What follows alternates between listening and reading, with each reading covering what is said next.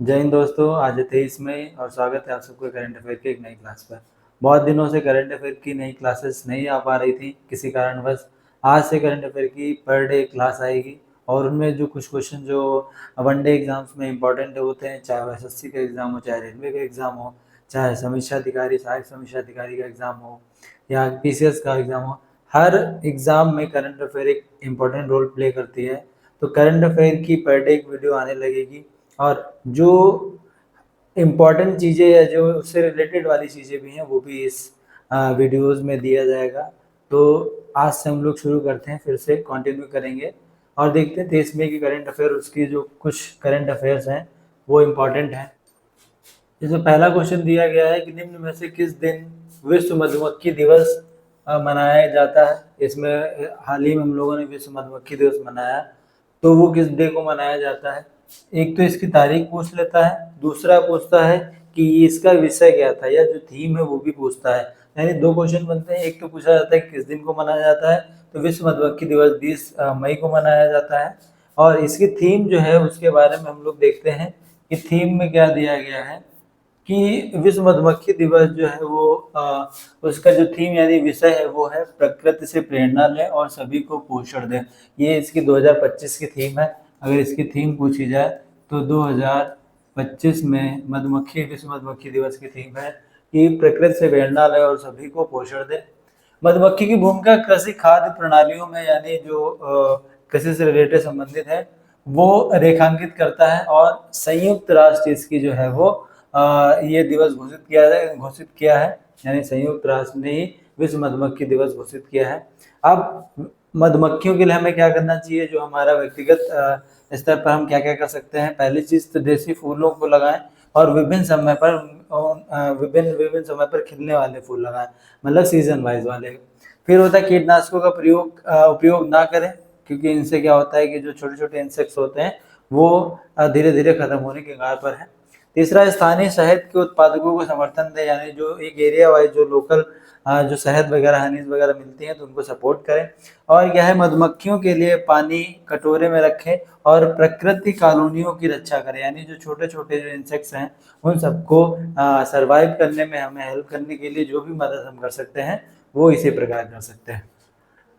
अगले क्वेश्चन पे चलते हैं।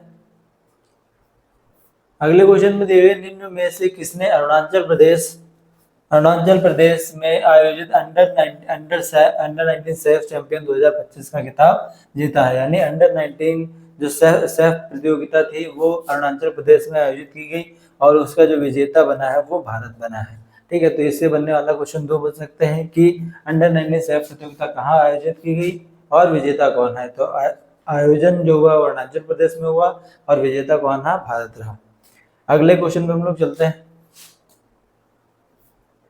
अगले क्वेश्चन में दिया है कि 16वीं सदी की जो राजों की बावली है वो किस शहर में स्थित है, जिसका भारतीय पुरातत्व सर्वेक्षण ने हाल ही में जीर्णोद्धार कराया है, मतलब उसकी साफ सफाई और उसका रंग रोगन कराया है। तो ये जो राजों के समय की जो बावली है वो दिल्ली में स्थित है।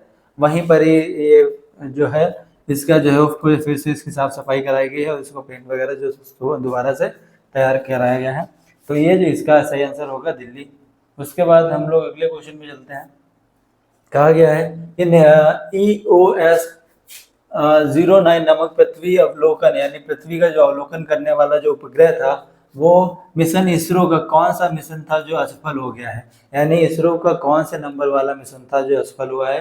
तो ये इसका सही जवाब है 101, यानी 101वां जो मिशन था वो इसरो का फेल हो गया है। इसके बारे में हम लोग थोड़ी बहुत और जानकारी लेते हैं और देखते हैं कि इसमें क्या है कि इसरो के ध्रुवीय उपग्रह प्रक्षेपण यान यानी जो PSLV का 61 था मिशन, और रॉकेट में तीसरे चरण में खराबी के कारण पृथ्वी का अवलोकन उपग्रह यानी जिसका नंबर था EOS 09 को उसकी निर्धारित सन सिंक्रोनस पोलर ऑर्बिट में स्थापित करने में विफलता मिली है।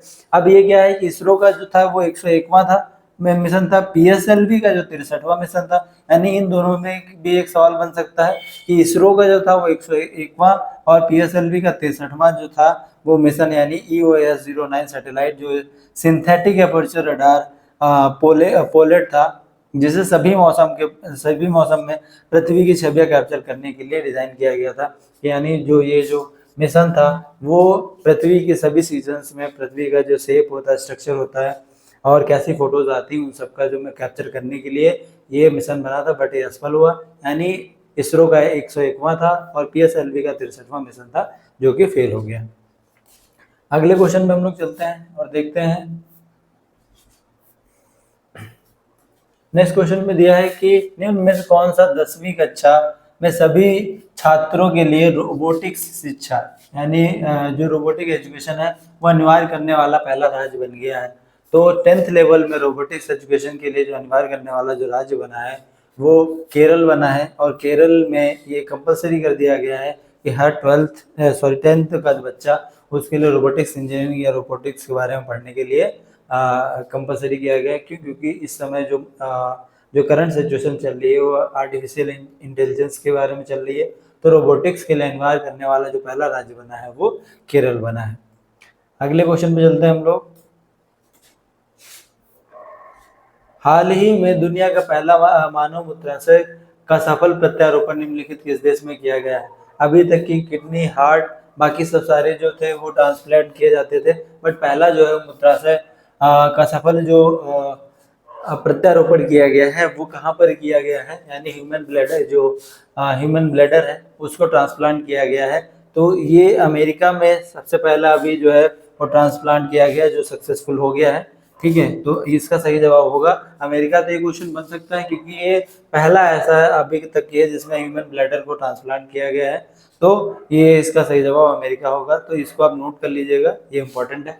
अगले क्वेश्चन में हम लोग चलते हैं। एक क्वेश्चन है कि निम्नलिखित में किस राज्य में 12 साल बाद पुष्कर कुंभ, कुछ समय पहले प्रयागराज कुंभ आया था, अब पुष्कर कुंभ का आयोजन कहाँ किया गया है? तो पुष्कर जो है सुनते ही राजस्थान के बारे में चीजें समझ में आते हैं, बट ये जो है जो पुष्कर कुंभ है वो 12 साल बाद में उत्तराखंड का जो माणा गांव है वहां पर ये आयोजित किया गया या किया जाएगा। ठीक है, तो पुष्कर जो उत्तराखंड का माणा गांव है वहां पर इसका आयोजन किया जाएगा। तो इसका सही जवाब होगा उत्तराखंड। नेक्स्ट क्वेश्चन में हम लोग चलते हैं। क्या है कि हाल ही में अंतर्राष्ट्रीय संग्रहालय दिवस कब मनाया गया? तो अंतर्राष्ट्रीय संग्रहालय दिवस जो है वो 18 मई को मनाया जाता है और ये हाल ही में मनाया गया है। अगले क्वेश्चन में हम लोग चलते हैं। अगले क्वेश्चन में है कि हाल ही में पूर्वोत्तर भारत के किस राज्य में एकीकृत एक्वा पार्क की स्थापना की जाएगी? जो पूर्वोत्तर यानी 7 सिस्टर जो पूर्वोत्तर राज्य हैं उनमें जो है एकीकृत एक्वा पार्क की स्थापना किस राज्य में किया जाएगी? तो इसका सही जवाब होगा त्रिपुरा। त्रिपुरा में एकीकृत एक्वा पार्क की स्थापना की जाएगी। इसके बारे में हम लोग देखते हैं थोड़ा बहुत कि त्रिपुरा के प्रस्तावित एकीकृत जल पार्क में एकीकृत जल पार्क की आधारशिला रखने और मछली महोत्सव, ये जो मछली महोत्सव का उद्घाटन करने के बाद केंद्रीय मंत्री ने कहा कि असम, त्रिपुरा, अरुणाचल प्रदेश और नागालैंड में 4 एकीकृत जल पार्क जो है वो स्थापित किए जाएंगे। यानी असम, त्रिपुरा, अरुणाचल प्रदेश और नागालैंड में 4 जो जल पार्क जो है वो स्थापित किए जाएंगे। तो इनके लिए जो है वो मछली महोत्सव या मछलियाँ पालना या सारी चीज़ें जो हैं आसान हो जाएंगी। उसके बाद में नेक्स्ट क्वेश्चन में हम लोग देखते हैं। कहा गया कि हाल ही में भारत किस देश से रेडीमेड कपड़े और प्रोसेस्ड जो फूड थे उन आइटम जैसे कुछ सामानों और आयात पर बंदरगाह प्रतिबंध लगा दिया है। यानी जो आयात पर प्रतिबंध लगाया है वो ना चाइना है ना टर्की है। इसका सही जवाब होगा बांग्लादेश। बांग्लादेश के साथ में भारत ने जो बंदरगाह प्रतिबंध लगाया है वो होता क्या कि जैसे अगर मान लीजिए ये भारत है, ठीक है, मैप सही नहीं बनेगा बट अगर हमारे जो हिस्से का है उसके बारे में हम लोग देखते हैं कि अगर ये इंडिया का मैप हम लोग लेके चलते हैं तो ये भारत का मैप है। यहाँ पर जो है वो बांग्लादेश है, ये एरिया जो है वो बांग्लादेश है। अब यहाँ से क्या होता था, कोई भी निर्यात होता तो किसी भी शहर में होता था, अरुणाचल प्रदेश, मिजोरम, त्रिपुरा, ये सब करके। बट अब जो होगा सिर्फ जो कोई भी चीज़ का आयात होगा तो बांग्लादेश से सिर्फ जो होगा वो पश्चिम बंगाल से ही आयात हो पाएगा। अब किसी भी अन्य स्टेट से इसका आयात बंद कर दिया गया। तो जिसका जो सही जवाब है वो बांग्लादेश है। बांग्लादेश से हम लोगों ने जो बंदरगाह प्रतिबंध लगा दिया है। ठीक है, नेक्स्ट क्वेश्चन पे हम लोग चलते हैं और देखते हैं क्या दिया है कि हाल ही में किसने south Asian football federation Saif under 19 championship 2000 का खिताब जीता, यानी अभी ये क्वेश्चन बना था। अब ये बन जाता है इसका सही सही जवाब तो भारत होगा, बट ये आयोजित कहाँ की गई थी? अभी हम लोगों ने पढ़ा था कि अरुणाचल प्रदेश में ये आयोजित किया गया था। तो दो क्वेश्चन बनने थे इसका, आयोजन कहाँ हुआ था और विजेता कौन हुआ था। नेक्स्ट क्वेश्चन में हम लोग चलते हैं और देखते हैं क्या दिया है। नेक्स्ट क्वेश्चन में है कि हाल ही में किसने 58वां ज्ञानपीठ पुरस्कार जो है, या किसे 58वां ज्ञानपीठ पुरस्कार प्रदान किया गया है? तो ये जो 58वां ज्ञानपीठ पुरस्कार है वो संयुक्त रूप से दो लोगों को मिला है। इसको एक गुलजार साहब को, दूसरा राम भद्राचार्य जी को संयुक्त रूप से दिया गया है। इस क्वेश्चन के बारे में हम लोग थोड़ा बहुत डिटेल में देखते हैं। क्या दिया है कि राष्ट्रपति द्रौपदी मुर्मू ने हाल ही में नई दिल्ली में विज्ञान भवन में संस्कृत विद्वान जगत गुरु राम भद्राचार्य और कवि और गीतकार जो गुलजार जी हैं उनको ज्ञानपीठ पुरस्कार प्रदान किया गया है। अब क्या देखिए, ज्ञानपीठ पुरस्कार जो है वो 1961 में प्रारंभ हुआ था और पहली बार में 1965 में दिया गया था। ज्ञानपीठ पुरस्कार जो है वो भारत का सबसे पुराना तथा सबसे सर्वोच्च जो साहित्यिक सम्मान है, यानी साहित्य में सबसे सर्वोच्च सम्मान है वो ज्ञानपीठ पुरस्कार है, जो कि संयुक्त रूप से गुलजार साहब को और रामभद्रा जी को मिला है। गुलजार जी को पद्म भूषण 2004 में मिला था, साहित्य अकादमी पुरस्कार 2002 में मिला था, दादा साहब फाल्के 2013 में मिला था, ऑस्कर 2009 में मिला था और ग्रैमी अवार्ड 2010 में मिला था। यानी इनके पास टोटल 5 जो है वो राष्ट्रीय फिल्म पुरस्कारों से इनको प्राप्त हैं। तो इनका दो जो ये इम्पोर्टेंट क्वेश्चन बनता है, क्योंकि इसमें जो संयुक्त रूप से दिया गया है अवार्ड। अगले क्वेश्चन हम लोग देखते हैं क्या दिया, हाल ही में किस देश का विदेश मुद्रा भंडार 4.5 अरब डॉलर बन गया है? यानी जो विदेश मुद्रा भंडार है वो किस देश का 4.5 अरब डॉलर बन गया है? तो उसका सही जवाब होगा भारत। भारत का ही जो है विदेश मुद्रा भंडार 4.5 अरब डॉलर बन गया है। नेक्स्ट क्वेश्चन पे हम लोग चलते हैं। हाल ही में किसने नई दिल्ली में इस्पात मंत्रालय की नई वेबसाइट लॉन्च की है? इस्पात मंत्रालय ने एक नई वेबसाइट लॉन्च की। अब पूछा जाता है किसने की है, तो एच.डी. कुमार स्वामी जी ने इस वेबसाइट का उद्घाटन किया है। इसके बारे में हम लोग थोड़ा बहुत देखते हैं कि इस्पात मंत्रालय ने अपने कार्यों में पारदर्शिता और पहुंच और दक्षता बढ़ाने के लिए नई वेबसाइट शुरू की है। इसके केंद्रीय इस्पात और भारी उद्योग मंत्री एच.डी. कुमार स्वामी ने 16 मई 2025 को नई दिल्ली स्थित उद्योग भवन में इस्पात मंत्रालय की नई वेबसाइट का शुभारंभ किया है। तो इसका सही जवाब होगा एच.डी. कुमार स्वामी जी ने। नेक्स्ट क्वेश्चन पर हम लोग चलते हैं।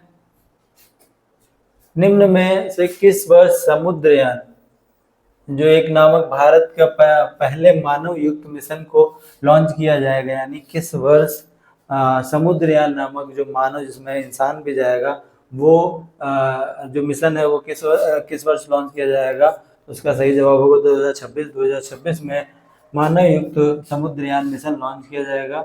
इसके बारे में देखते हैं कि भारत के पहले मानव युक्त मिशन समुद्रयान को 2026 में लॉन्च किया जाएगा। यह मिशन गहरे समुद्र में अन्वेषण के लिए प्रयोग है, यानी वहाँ पे रिसर्च करेगा। मिशन का उद्देश्य क्या है कि समुद्रयान मिशन भारत के गहरे समुद्र की खोज के लिए एक महत्वपूर्ण कदम होगा। इस मिशन का उद्देश्य गहरे समुद्र में संसाधनों की खोज करना और समुद्री संसाधनों के सतत उपयोग, आगे तक के अगर प्रयोग कर सकते हैं तो प्रौद्योगिकी विकास करना और भारत सरकार की ब्लू इकोनॉमी, क्योंकि कुछ जो है वो ब्लू इकोनॉमी बनाई जाती है कि कितना हमें जो पानी वाले जो एक्सपेरिमेंट है वो करने हैं का पहला जो समर्थन करना है।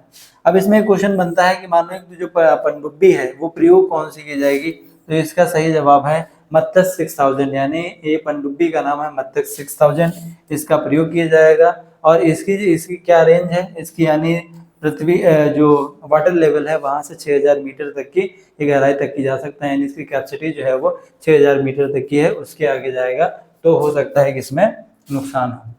ठीक है, नेक्स्ट क्वेश्चन पे हम लोग चलते हैं। याला ग्लेशियर याला ग्लेशियर किस देश में स्थित है, जो कि आधिकारिक रूप से मृत घोषित होने वाला एशिया का पहला जो ग्लेशियर बन गया है। यानी एशिया, यानी ये कह सकते हैं कि याला ग्लेशियर एशिया में स्थित है। कहाँ पर स्थित है? वो याला ग्लेशियर नेपाल में स्थित है। नेपाल में याला ग्लेशियर स्थित है। उसको आधिकारिक रूप से मृत घोषित इसलिए कर दिया गया है कि धीरे धीरे धीरे धीरे धीरे धीरे जो उसका पर्यावरण जो परिवर्तन है उसकी वजह से, जलवायु परिवर्तन की वजह से वो धीरे धीरे धीरे धीरे सिकुड़ करके सब पिघल गया है और धीरे धीरे वो समाप्त हो गया है। इसके बारे में हम लोग देखते हैं कि याला ग्लेशियर नेपाल की लांगटांग घाटी में स्थित है, जो आधिकारिक तौर पर मृत घोषित कर दिया गया होने वाला एशिया का पहला ग्लेशियर बन गया है। इसकी स्थिति क्या है कि अगर याला ग्लेशियर नेपाल की लांगटांग घाटी के जो हिंदकुश हिमालय है उस क्षेत्र में स्थित है। ठीक है, और मृत घोषित किया जाना उसका रीजन यह है कि यह नेपाल का पहला ग्लेशियर है जिसे मृत घोषित कर दिया गया है, यानी डेड ग्लेशियर घोषित किया गया है। क्योंकि 1970 के दशक से अब तक की इसका जो 66% जो हिस्सा है वो कम हो चुका है, यानी धीरे धीरे खत्म होने के कगार पे है। तो इसका महत्व क्या है? याला ग्लेशियर जो है ग्लाइकोलॉजिकल प्रशिक्षण और क्रायोस्फीयर अनुसंधान के लिए महत्वपूर्ण स्थल था। ठीक है, वहाँ पे ये होता था। इसका रीजन क्यों है, क्यों धीरे धीरे वो खत्म होता चला गया? जलवायु परिवर्तन, यानी यह ग्लेशियर जलवायु परिवर्तन के कारण पिघलने की प्रक्रिया का एक उदाहरण के रूप में उभरा हुआ है। धीरे धीरे वो पूरा का पूरा ग्लेशियर पिघलता हुआ जा रहा है। ये यहाँ पर हुआ 12 मई को 2025 को एक समारोह में, जिसमें नेपाल, भारत, चीन और भूटान के वैज्ञानिक, स्थानीय लोग और बिच्छू भी शामिल थे। उन्होंने याला ग्लेशियर को मृत घोषित कर दिया है। तो याला ग्लेशियर नेपाल में स्थित है। नेक्स्ट क्वेश्चन पे चलते हैं। क्या लिखा है कि भारत की सेना द्वारा किस राज्य में तीस्ता प्रहार अभ्यास किया गया? यानी तीस्ता प्रहार जो सैन्य अभ्यास है वो किस राज्य में किया गया? वो पश्चिम बंगाल में तीस्ता अभ्यास किया जाता है हर बार, और इसका सही जवाब होगा पश्चिम बंगाल। नेक्स्ट क्वेश्चन में हम लोग देखते हैं कि निम्न में किस राज्य में भारत का सबसे लंबा रेल फ्लाईओवर गर्डर, सबसे लंबा जो रेल फ्लाईओवर गर्डर लॉन्च किया गया है, तो जो सबसे लंबा रेल फ्लाईओवर गर्डर है वो महाराष्ट्र में लॉन्च किया गया है। तो ये महाराष्ट्र में बनना है सबसे लंबा फ्लाईओवर गर्डर। ठीक है, अगले क्वेश्चन में हम लोग देखते हैं। भारतीय एथलीट नीरज चोपड़ा को हाल ही में आयोजित दोहा डायमंड लीग में कौन सा स्थान प्राप्त हुआ है? हाल ही में दोहा डायमंड लीग हुई है, उसमें नीरज चोपड़ा जी को सेकंड स्थान मिला है।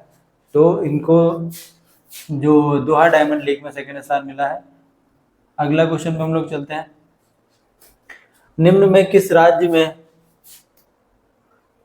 से किस राज्य में बीज उत्पादन क्षेत्र में आत्मनिर्भर बनाने के लिए पूर्व प्रधानमंत्री चौधरी चरण सिंह जी के नाम पर 5 सीड पार्कों की स्थापना की जाएगी? यानी एक ऐसा राज्य जहां पर सीड्स की बहुत ज़्यादा रिक्वायरमेंट हो, उनके लिए, यानी खुद दूसरे राज्य पर डिपेंड ना होना पड़े, उसके लिए 5 सीड्स पार्क की स्थापना की जाएगी।